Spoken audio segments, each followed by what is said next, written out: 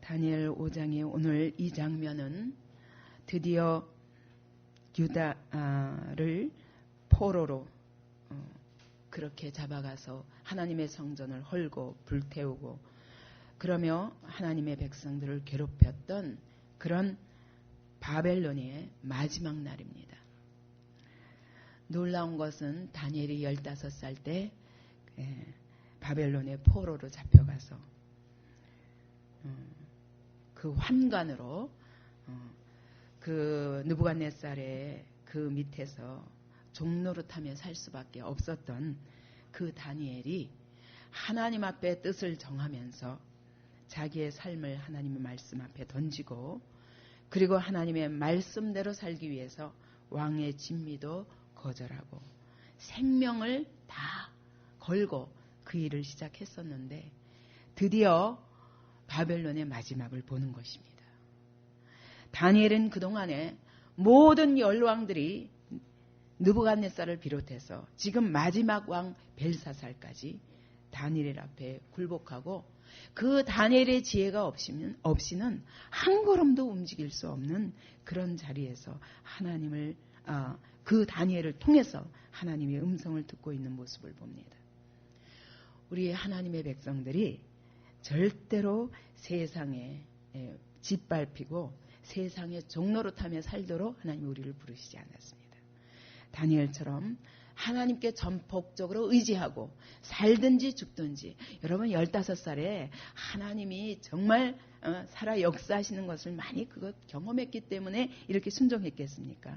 아닙니다. 그는 하나님의 말씀 그 자체에 전폭적으로 자기가 이것이 믿어지고 알아지고 어땠든 간에 하나님 앞에서 하나님의 살아계심이 분명하니까 그 하나님 앞에 자기의 삶을 건 것입니다. 그러한 자에게 하나님이 어떻게 지혜를 부으시며 하나님이 어떻게 그에게 담대함을 부으시며 어떤 왕 앞에서도 그 어린 나이서부터 지금 80살이 넘은 이 시간까지 어떤 왕이 있어도 그 앞에 굴복하지 아니하고 그 앞에 풀무불이 있든지 그 앞에 사자굴이 있든지 전혀 두려워하지 아니하고 그 위에 계신 하나님을 바라보며 의지함으로 결국은 그 입으로 바벨론의 멸망을 선포하게 되는 겁니다. 오늘 이 장면을 통해서.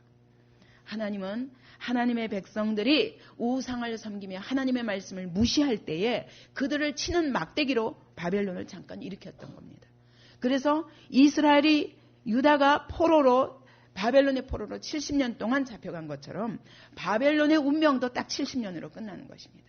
그래서 이스라엘에 대한 막대기로 그를 사용하신 다음에는 그 막대기를 딱 꺾으시는 겁니다. 오늘 바로.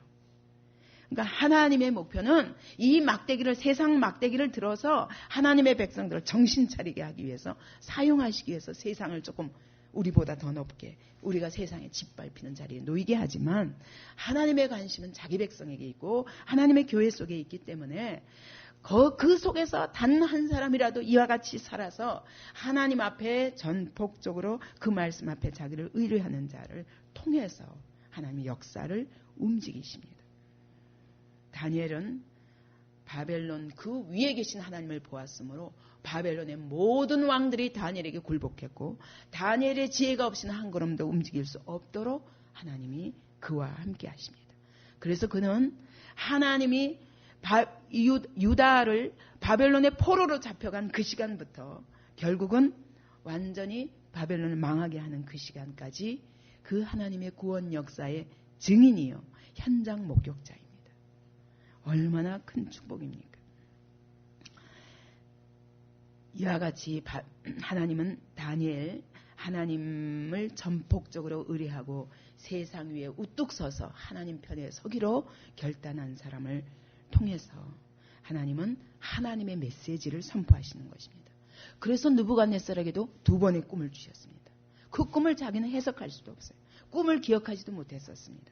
그러나 다니엘은 그 꿈을 보지도 않았지만 하나님이 그에게 그 눈을 여서 그 바벨론의 느부갓네살 왕에게 주셨던 꿈의 의미가 무엇인지 자기가 꾸지 않은 꿈에 대해서도 알게 하시고 해석을 선포하는 것입니다. 결국 그 해석들이 다 뭡니까? 2번의 해석이다. 느부갓네살아 교만하지 마라. 네가 네 날이 잠깐이고 너에게 이 권세를 주신 분은 지극히 높으신 하나님이시다. 그걸 선포하는 거예요. 그리고 마지막 날에 한 뜨인 돌이 날아와서 온 세상 나라들을 무너뜨려서 이 땅에 그리스도의 왕국을 완전히 꽉 채워서 그리스도가 온 세상을 차지하게 되실 것이다. 그걸 선포한 거예요. 그리고 그 다음 꿈에는 교만하지 마라. 너가 교만함으로 인해서 7년 동안 정신병자로 어떻게 짐승과 같은 자리에 놓일까를 예언합니다. 그대로 되는 겁니다. 그런데 우리가 생각하면 어때요? 그런 내용을 선포하는 그런 다니엘에게 얼마나 생명의 위협이 올까? 이렇게 생각되지만 하나님은 절대로 하나님이 그와 함께 하심으로 그를 통해서 하나님의 권세를 나타내시기 때문에 세상은 하나님의 말씀 앞에 꼼짝 못하게 되어 있습니다. 왜냐하면 다 옳거든요. 그리고 그대로 되거든요. 이 벨사살 왕도 이게 한참 지난 후인데 벌써 몇십 년이 지난 후인데 그때 그 기억이 온 바벨론에 얼마나 두려움으로 그리고 얼마나 놀랍게 모든 박사들이 알아먹지 못한 것을 15살짜리가 나와서 하나님의 지혜로 해석하는 것을 보고 얼마나 온 땅이 놀란지 몇십 년이 지나도록 지금까지 태우가 기억하는 것입니다. 그리고 오늘 그를 이 도저히 이해할 수 없이 이게 술잔치 상에서 갑자기 벽에 손이 나타나서 글을 썼는데 무슨 글인지 알 수가 있습니까? 그런데 하나님은 다니엘을 통해서 그 글을 해석해 주신 거죠. 왜? 하나님이 쓰셨으니까. 그리고 하나님은 쓰실 때는 알리기 위해서 쓰신 거거든요. 그러므로 하나님을 의뢰하는 자에게 그 지혜를 주셔서 세상에게 선포하실 수밖에 없습니다. 그러면 이 다니엘이 선포한 내용이 뭐냐? 벨사살에게 지금 그 손으로 쓰인 그 글씨를 해석하면서 그가 쭉 설명하는 겁니다. 이 다니엘의 담대함을 보며 우리가 그런 믿음의 담대함을 가지고 세상 앞에 이 시대 앞에 설 수 있기를 바랍니다. 이 다니엘이 선포한 내용이 뭐냐? 첫째는 죄가 무엇인가를 가리키는 겁니다. 벨사살 왕을 향해서 죄가 무엇이냐? 성경에 보면 요한복음 16장에 성령께서 오셔서 하시는 일이 뭐라고요? 죄에 대하여, 의에 대하여, 심판에 대하여 세상을 책망하시리라. 오늘도 동일합니다. 다니엘에게 주셨던 이 음성이 오늘 우리에게도 다 주신 것입니다. 세상에 대하여 어떻게 책망하실 터인데 무엇으로? 죄에 대하여, 의에 대하여, 심판에 대하여. 이 다니엘은 선포합니다. 왕이여, 지극히 높으신 하나님이 왕에 붙인 느부갓네살에게 나라와 큰 권세와 영광과 위엄을 주셨고 큰 권세를 주셨는데 그랬기 때문에 그 왕이 백성들을 마음대로 휘두를 수 있었다. 모든 사람들이 다른 나라들까지도 다 그 앞에 벌벌 떨 수밖에 없었다. 그런데 그는 임의로 죽이며 임의로 살리며 임의로 높이며 임의로 낮추었다. 그 얘기는 뭐냐면 백성과 신하들에게 그리고 온 열왕의 그 왕들에게 모든 민족들에게 자기 기분대로 권력을 남용했다는 겁니다. 권세를 주신 분은 누군데? 지극히 높으신 하나님이신데 당신에게 임시 맡겼는데 느부갓네살 왕이 자기 마음대로 자기 기분대로 휘두르면서 사람을 죽이고 살리고 높이고 낮추고 이렇게 권력을 남용한 것이 하나님 앞에 가증히 여김을 당했습니다. 그가 그렇게 큰 권세를 주셨는데도 불구하고 20절에 보니까 느부갓네살 왕이 마음이 높아졌다는 건 무슨 말입니까? 스스로를 높여서 교만하여져서 뜻이 강박하여 어떻게 하나님께 대하여 앞에는 사람을 자기 마음대로 하나님이 주신 권세 가지고 마음대로 휘둘렸을 뿐만 아니라 하나님께 대해서는 무례하고 하나님이 주신 그 하나님께 감사하기는커녕 자기 마음이 스스로 높아져서 교만하여져서 행함으로 하나님께서 그 왕위가 폐한바되며 그 영광을 빼앗기게 하시지 않았느냐. 그렇게 된 결과 그가 하나님께 그와 같이 교만히 한 결과 어떻게 되느냐. 21절처럼 인생 중에서 쫓겨나서 들짐승의 마음과 같이 되었고 짐승과 같이 되었다는 겁니다. 그리고 온 노천에서 왕궁을 놔두고 소처럼 돌아다니면서 풀을 뜯어먹으며 그렇게 짐승처럼 사는 시간이 7년이었는데 하나님이 왜 7년이 걸리게 하셨냐? 지극히 높으신 하나님이 인간 나라를 다스리시고 하나님이 자기 뜻대로 누구든지 그 위에 세우시는지를 그가 스스로 깨달아 알기까지 시간이 하나님이 그렇게 짐승처럼 낮추셨다는 것입니다. 하나님이 어떤 분이냐? 지극히 높으신 인간 나라를 다스리는 하나님이라는 것을 알라고 얘기해요. 벨사살이요. 왕은 그의 아들이 되어서 그 느부갓네살 왕에게 어떻게 하나님이 하셨던가를 분명히 보고도 알고도 당신이 마음을 낮추지 아니하고 그리고 똑같이 오히려 그보다 더 어떻게 했다고요? 스스로를 높여서 하나님, 하늘의 주제이신 하나님을 거역하고 하나님의 전 기명을 가져다가 왕과 왕후들과 그 궁에 있는 모든 빈궁들과 함께 그것으로 술을 마시고 그 정도가 아니라 당신이 본 적이 있느냐? 그 목석 금은 동으로 만든 신을 본 적이 있느냐? 보지도 못하고 알지도 못하고 듣지도 못하는 그런 신들을 그 하나님 앞에서 찬양하며 그 하나님이 이 왕의 권세를 주셨는데도 불구하고 아버지의 전처를 보고도 똑같이 반복한다는 거예요. 그러니까 우리가 마찬가지입니다. 오늘도 부모가 잘못되면 그 부모의 전처를 보고도 똑같이 살아요. 그러면 점점 더 악해지는 겁니다. 앞에 있는 사람들의 모든 다른 사람의 전처를 보고도 여전히 그대로 악을 행할 적에는 더 강팍해지고 하나님 앞에 더 악화될 수밖에 없습니다. 그 영혼이. 그러면서 그가 말하기를 왕의 호흡을 우리 하나님이 어떤 분이냐? 왕의 호흡을 주장하시는 분이다. 당신의 생명이 하나님 손에 있다. 그리고 왕의 모든 길을 작정하시는 하나님. 당신에게 권세를 주시기도 하시고 빼앗기도 하시는 하나님을 두려워하지 아니하고 당신의 모든 길이 그 하나님께 있는데 감히 그 하나님 앞에서 목석 금은동으로 만든 그 신들 앞에 절하느냐. 그러면서 자기 마음대로 자기가 자기 길을 주장할 수 있고 자기가 자기 생명을 주장할 수 있는 것처럼 감히 그 하나님을 욕되게 하느냐. 책망하는 겁니다. 이렇게 왕 앞에 담대하게 말할 때 사실은 내 생명이 코앞에 있는 것 같이 느껴질 겁니다. 그죠? 우리는 세상 권세 앞에 그렇게 두려워하지만 다니엘은 하나님을 전폭적으로 의뢰하는 사람은 하나님이 이 역사 속에서 어떻게 일하실 걸 알기 때문에 절대로 사람을 두려워하지 않습니다. 절대로 환경에 좌지우지 되지 않습니다. 이것이 바로 다니엘이 가진 용기였습니다. 그의 용기가 특별한 게 아니라 오늘도 우리가 눈을 들어서 이 모든 역사 위에 개인의 생사화복 위에 계신 그 하나님을 바라보면 다니엘과 같은 담대함이 있고 우리가 세상 앞에 이와 같은 담대함으로 하나님의 말씀을 선포할 수 있는 자리에 놓일 것입니다. 우리의 길은 우리 자신에게 있지 않습니다. 그러니까 로마서에서도 말씀하기를 우리 중에 누구든지 자기를 위하여 사는 자가 없고 자기를 위하여 죽는 자도 없다.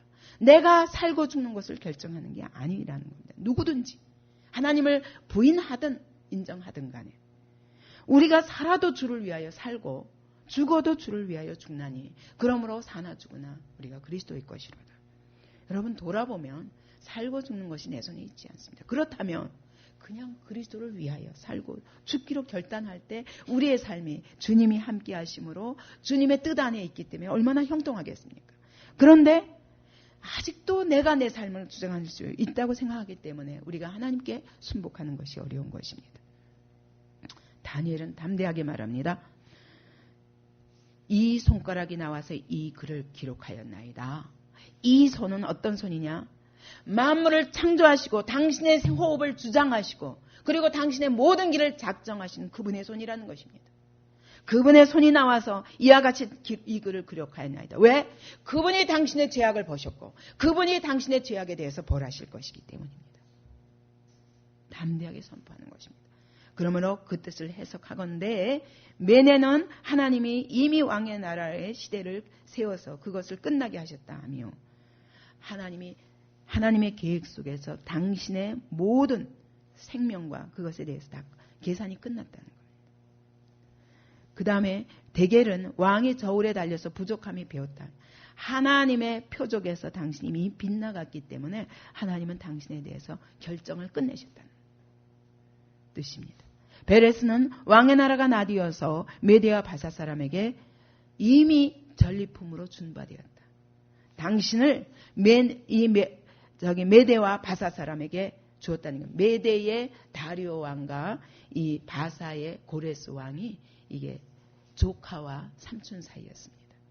그래서 이 두 나라가 협력하여서 두 사람이 함께 전쟁을 하여 이 나라를 완전히 바벨론을 무너뜨린 것입니다. 바로 이 술잔치를 벌이고 있는 그날 밤에도 메대와 바사는 바로 성 밖에서 물길을 트면서 이 나라를 정복할 준비를 하고 있는데도 교만하게 이 술을 마시고 자기의 코앞에 죽음이 멸망이 와 있는데도 나라의 멸망이 와 있는데도 이와 같이 교만을 떨었던 것입니다. 시편에 보면은 존귀에 처하나 깨닫지 못하는 사람은 멸망하는 짐승과 같다고 그랬어요. 이와 같은 왕의 자리에 있으면 뭐합니까? 하나님의 뜻을 깨닫지 못하면 짐승과 같다는 것입니다. 그리고 곧 그 멸망이 코앞에 와 있다는 것입니다. 이에 이와 같이 다니엘은 죄가 무엇이냐?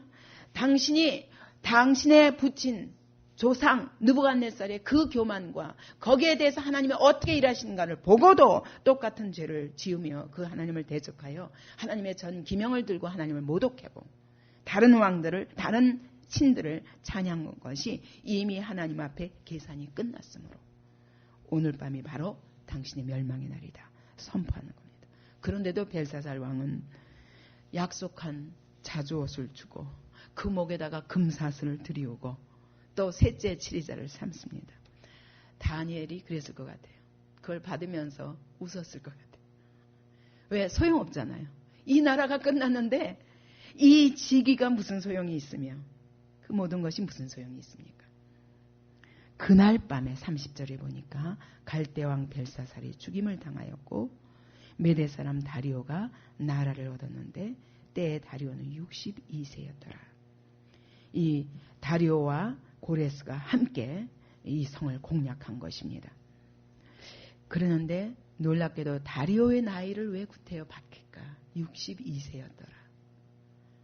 왜 밝혔을까요? 이 다리오가 태어난 때가 언제겠어요, 그러면? 응? 유다가 바벨론 포로가 된 지 8년째 되는 날이거든. 그러면 그 해에 무슨 일이 있었는가? 열왕기 하에 보면은 그 해가 바로 이 유다가 바벨론의 포로로 잡혀가면서 여호야긴이 잡혀가고 왕후들이 잡혀가고 귀족들, 제사장들이 다 잡혀가기 시작한 날입니다.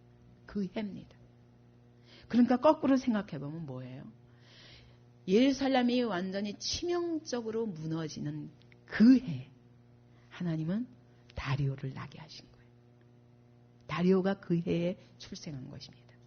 그러니까 하나님은 한쪽으로 예루살렘의 그 죄악 때문에 예루살렘을 치기 위하여 느부갓네살을 세우고 그 나라를 세워서 그 강한 힘으로 이스라엘을 유다를 공격하게 하셨지만 한쪽으로는 누구를 낳게 하셨어요?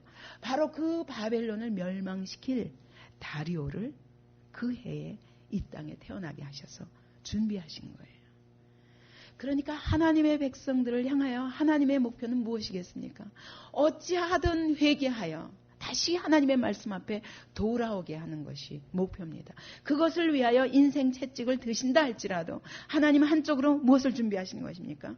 구원을 준비하시는 것입니다. 이것이 하나님의 사랑입니다. 이것이 하나님의 교회를 향한 하나님의 사랑이요 하나님의 구원 계획인 것입니다.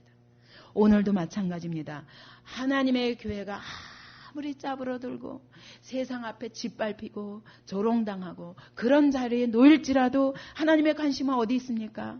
하나님의 교회 안에 있습니다. 왜냐하면 그들을 통해서 하나님의 사심을 드러내야 되고 하나님이 그들을 구원하시기로 약속하셨기 때문에 하나님은 역사 속에서 여전히 그의 모든 관심이 불꽃 같은 눈으로 자기 백성들에게 있는 것입니다. 그리고 그 백성들을 통해서 이 세상에게 담대하게 선포하며 그러나 너에게 비록 짓밟히고 있는 것 같이 놓이지만 하나님은 한쪽으로 구원을 준비하시고 우리가 깨닫기까지 마치 느부갓네살이 지극히 높으신 자가 나에게 권세를 주신 분이심을 그걸 깨닫기까지 7년 동안 짐승처럼 살게 하셨지만 하나님의 백성에게도 너에게 율법을 주시고 너에게 온갖 은혜와 그 약속들을 주시면서 너에게 이 하나님의 구원을 나타내시고자 하시는 하나님이 어떤 분인가? 그 말씀 앞에 사는 것만이 너에게 진정한 복이요 생명이라는 것을 알게 하기까지 70년 동안 우리를 세상의 종로로 타게 하시는 겁니다. 그러나 비록 그 자리에 있어도 다니엘은 절대로 그 세상을 두려워하지 않았고 하나님의 그 마음을 안 것입니다. 왜? 하나님의 말씀을 전폭적으로 신뢰하고 순종하는 자만이 하나님의 뜻을 압니다. 성경에서는 머리로 성경을 아는 것이라고 말씀하시지 않습니다. 하나님의 영이 우리에게 눈을 뜨게 하셔서 깨닫게 될 뿐만 아니라 우리가 순종을 통해서만 성경이 확실하게 해석이 되는 거예요. 순종을 통해서.